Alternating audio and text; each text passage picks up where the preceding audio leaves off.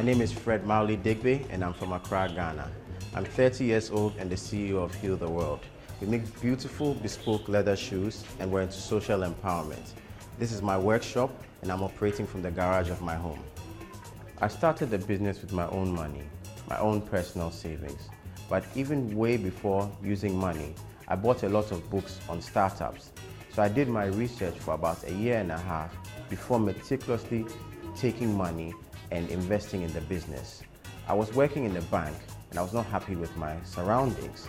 After doing my research online, I found out about big brands in the UK and the US and France doing handmade bespoke shoes and charging an arm and a leg for money. And I wondered, why is it so difficult to make something quality in Ghana? I found shoemakers, craftsmen in Ghana who I believed could do the shoes that I wanted to do.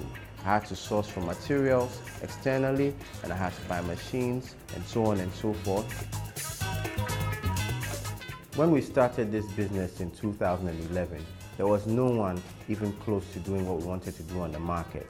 We were trying to compete with the best in the world, and that was an issue in itself because people had to mentally accept it, and we also had to back it up by making beautiful products. It wasn't easy to start with because we had to find shoemakers, we had to find machines, we had to set up our own shop, and we had to do it on our own. At that point, there was no one really believing in the business or believing that we were capable of doing this kind of thing from Ghana. So it was very difficult starting off on my own, but I believed in it and I believed in Ghanaian craftsmanship. I didn't tell my parents I started a shoe company. All they knew was I went to work and I got back home really late. What they didn't know was what I did right after work. After work, I spent a lot of time doing research and calling people in the US to order leather and looking for other shoemakers and looking for machinery. But eventually, they heard about it. Some of their friends who had bought shoes told them about it, and then other customers used to call the house asking for me, and my parents were wondering what's going on.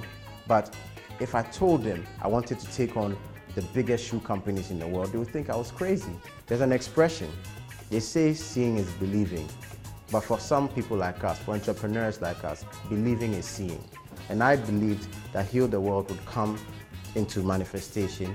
We would hire people, we would make beautiful shoes, and would be a global company. And so I went for it.